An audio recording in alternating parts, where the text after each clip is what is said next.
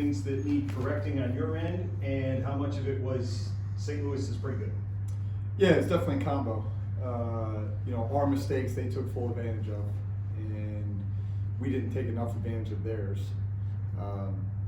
But there were some things schematically that even in the first half we didn't do exactly the way we wanted them to do it, and then when you go down the other end in the second half, and the communication now gets a little tougher because you don't have the bench communication, it's just them. And now they're setting certain screens that we're supposed to be doing one thing and we do something different on, and then the reality is in that game, you go back and forth. It's a little the chicken and the egg. Like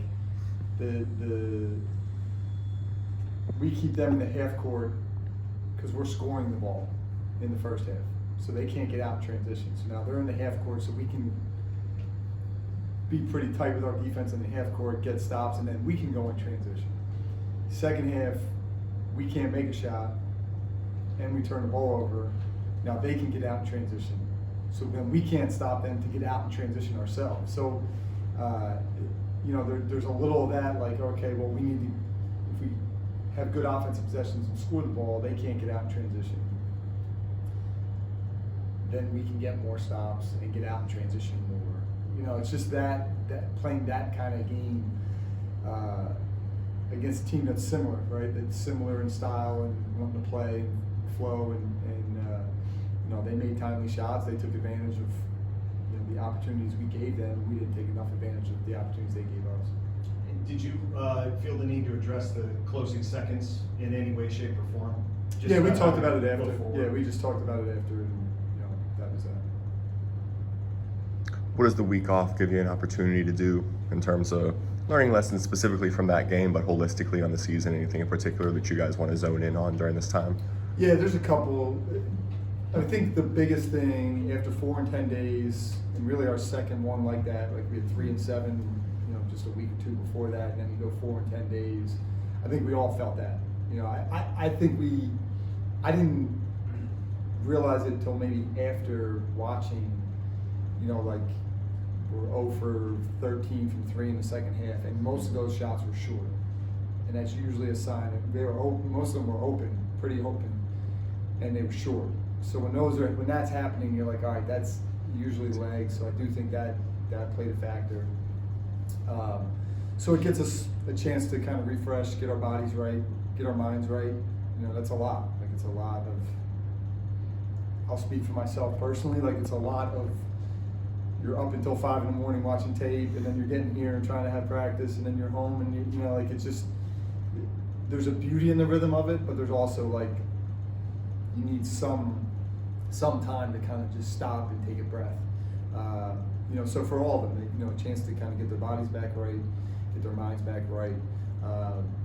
We have, I would say, 2 things on either side of the ball right now that will be big emphasis today and tomorrow.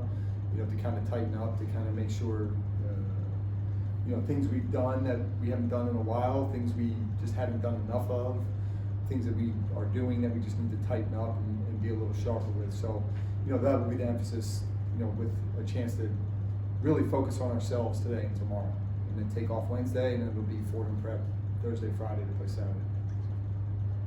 I know you have a bit of a longer week this week, but have you seen anything from Fordham's tape yet that you're like, we need to zone in on this week? Zone offense. Yeah.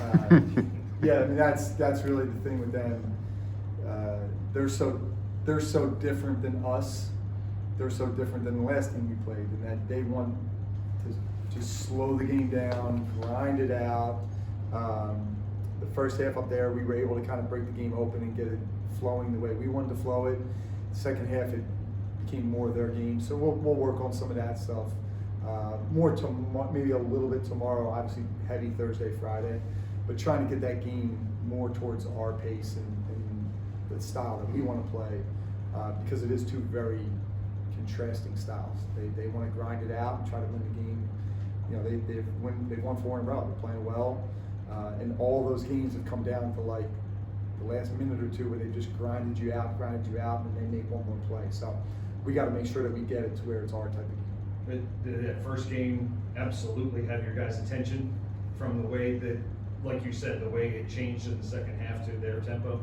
Yeah, I think so. I mean, we haven't talked about them yet, and we won't, until Thursday. But yeah, I mean, they're the one thing about this group is they are pretty locked in. And regardless of who we're playing, where we're playing, all those things, they show up with the right intensity, the right focus. I think we all know at this point in the year, like, everybody's capable of beating everybody. You look around the league, you watch the scores, through the weekend and through last week, and then you're like, all right, like a team can beat the number one team and then lose to the last place team. Like that can happen in this league. It just does, and it happens this time of year if you're not, locked in and ready. So, I think for sure because of the way that game finished up there, we kind of have a certain taste in our mouth. But the reality is, if you're not ready, no matter who you're playing, where you're playing in this league, you'll get knocked off.